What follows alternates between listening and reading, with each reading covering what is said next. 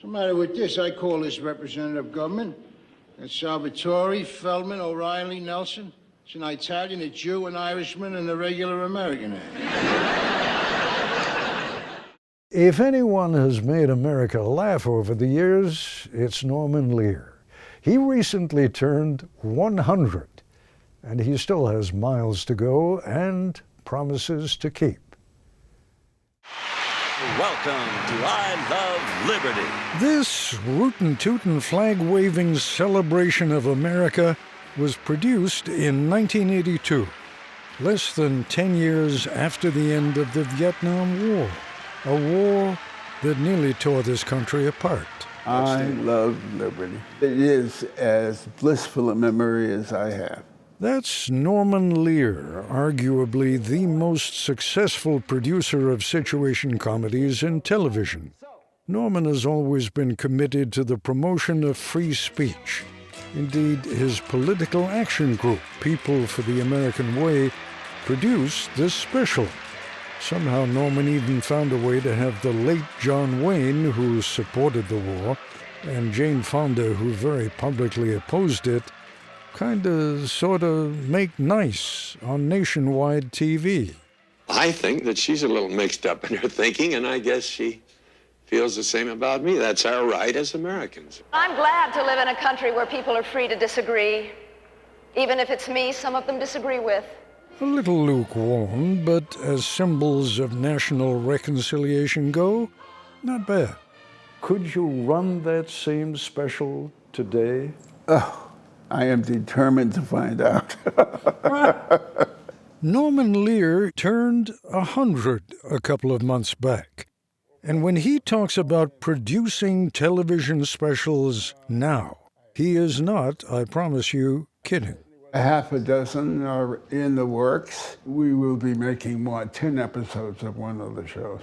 That's great.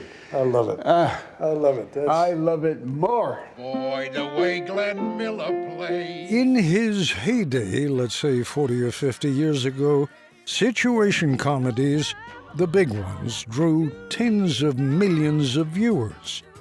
Norman produced a bunch of those. Here's one he's thinking of redoing. I'm pregnant. Anything but an easy layup. Norman Lear is considering recasting and reproducing one of the most controversial sitcom episodes of all time. You're kidding.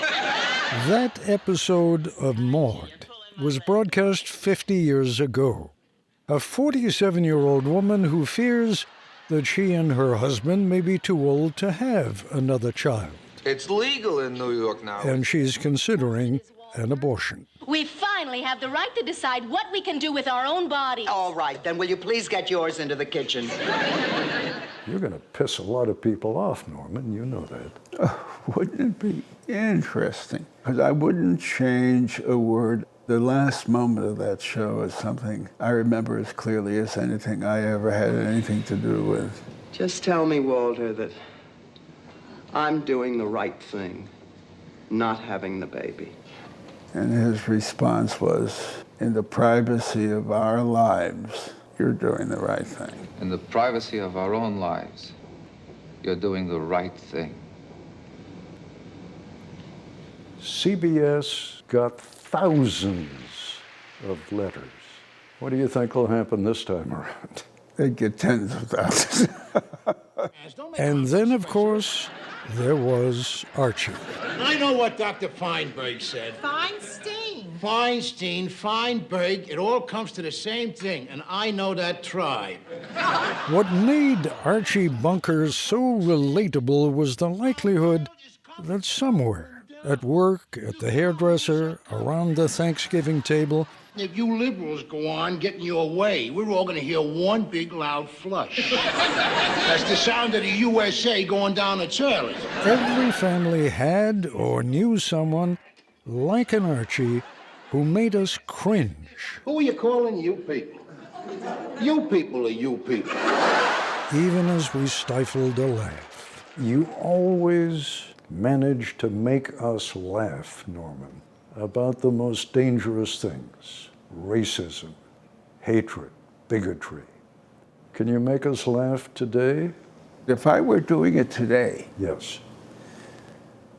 I would have a 13-year-old daughter who represents everything I care about and is a pain in the ass talking about it in her brilliance and feelings about America. She would just at 13 know a lot about the foolishness of the human condition and recognize problems that her parents are living with that even they are not facing.